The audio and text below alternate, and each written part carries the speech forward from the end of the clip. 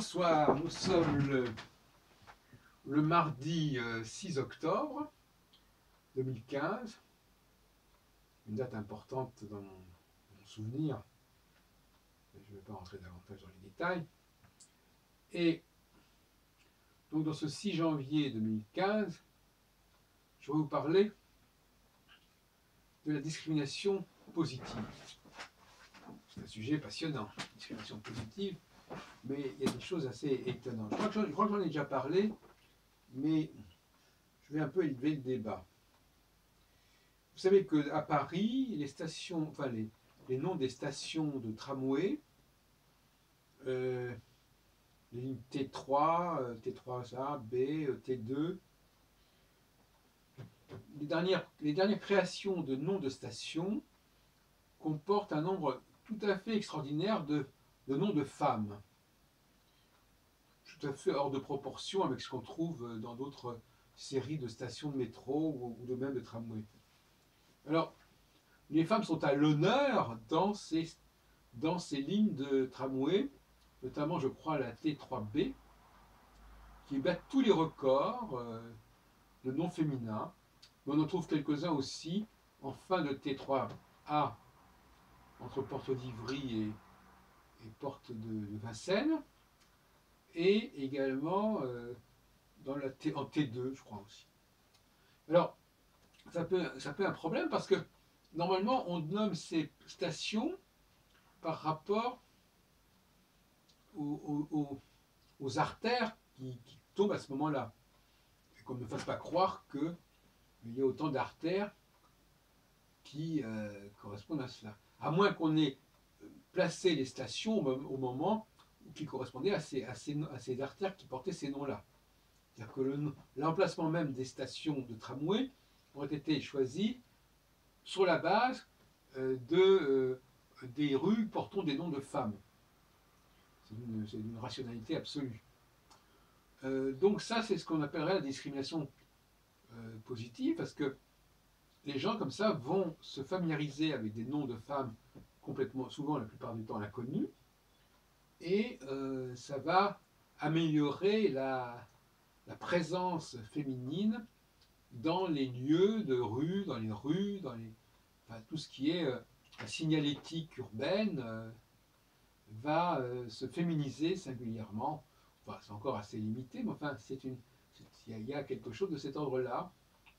Bon, maintenant, dans beaucoup de cas, ces personnes-là sont relativement inconnues, en tout cas, elles n'appartiennent pas à notre culture générale, à la culture commune à tous, à la différence de beaucoup d'hommes, encore que beaucoup de stations de métro ou de tramway ne veulent pas dire forcément quelque chose pour tout le monde, mais quand même, mais pas forcément.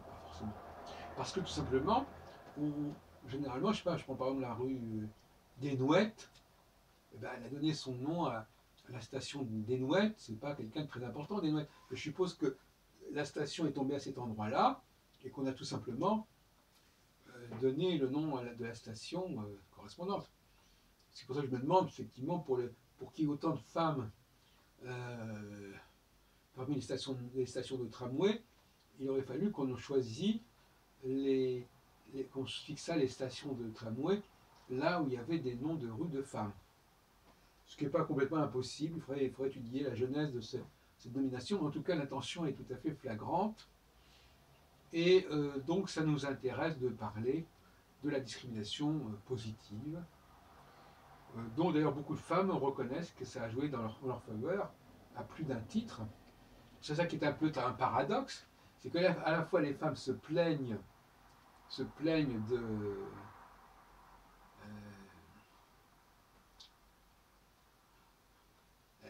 elles se plaignent de ne pas être assez présentes, de ne pas être égalité avec les hommes, et en même temps, d'une certaine façon, elles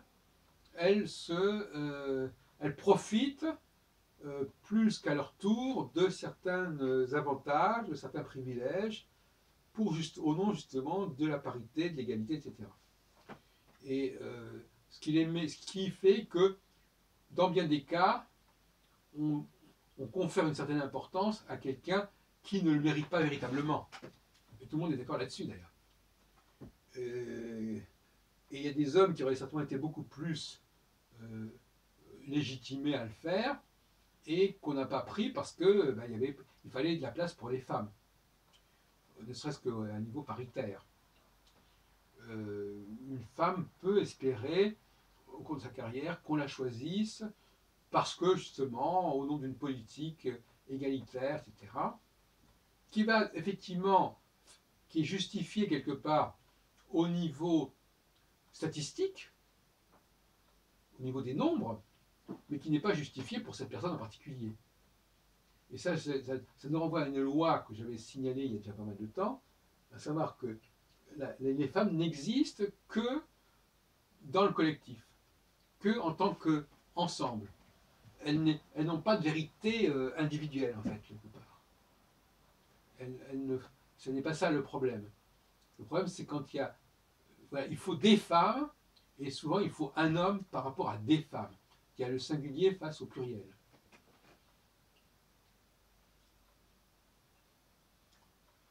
Mais, bon, finalement, comme je crois que j'avais déjà dit auparavant, le problème c'est qu'à un moment donné, les hommes, on peut pas mettre des femmes à n'importe quelle occasion. On ne peut pas mettre des femmes, sous prétexte qu'il faut des femmes, on va mettre des femmes. D'ailleurs, on voit bien à quel point beaucoup de femmes ministres ont des problèmes dans leur qualification, dans leurs compétences. Certains disent qu'elles n'ont aucune compétence particulière et qu'elles peuvent s'habituer à n'importe quoi. Pourquoi? Parce que, et ça c'est la grande force des femmes, je vais vous expliquer ce que j'entends par là. C'est un peu comme, pour prendre un exemple qui va peut-être pas plaire à tout le monde, c'est un peu comme un lecteur de CD. Le lecteur de CD, ça ne lui prend pas de temps de faire fonctionner un nouveau CD. Il peut passer d'un CD à un autre. Alors que si il fallait apprendre par cœur, s'il fallait comprendre exactement de quoi il s'agit, ça serait extrêmement fastidieux comme travail. Donc vous voyez par là que les femmes ont une capacité à s'adapter et à tenir les propos les plus divers, à jouer les choses les plus diverses, parce que justement, ça reste en surface par rapport à elles. Et quelqu'un qui créerait quelque chose de beaucoup plus personnel, il ne pourrait pas passer, il y aurait une unité dans son travail qui manque complètement aux femmes. Je crois que c'est vraiment le point numéro un. Les femmes ne sont pas dans l'unité en tant qu'individus. Elles sont unitaires dans leur mode de comportement social, mais individuellement, elles sont extrêmement dispersées. Elles peuvent faire n'importe quoi, elles peuvent dire n'importe quoi, elles peuvent lire n'importe quel texte, elles peuvent interpréter n'importe quelle musique. Ça n'a aucune importance, c'est complètement indifférent. Et donc cette indifférence, ce kiff-kiff, comme on dirait familièrement en employant des expressions d'origine arabe, qui viennent de la colonisation française en Algérie et ailleurs, ce kiff-kiff fait que les femmes, effectivement, peuvent, du jour au lendemain, prendre un autre ministère, rentrer dans le jeu d'un nouveau ministère, rentrer dans le jeu de nouvelles compositions, passer d'un truc à l'autre, sans aucun problème. Alors que les hommes, eux, les vrais, eh bien, eux, ils sont beaucoup plus limités, ou du moins, il y a une unité beaucoup plus forte dans ce qu'ils font, mais en même temps, il y a quelque chose qui vient des entrailles, qui vient du profond d'eux-mêmes et qui n'est pas simplement quelque chose qui est plaqué sur eux, un masque. C'est pour ça que la comparaison, excusez-moi de cette comparaison, c'est la comparaison entre les femmes et les machines, notamment toutes les machines qui parlent en quelque sorte. Parce que je crois que c'est ça qui est le plus intéressant. Les machines qui parlent, c'est-à-dire les machines qui font la musique, du tourne-disque jusqu'au lecteur de DVD. Eh bien, ces machines qui parlent, elles ne peuvent, je ne peux pas m'empêcher de penser aux femmes.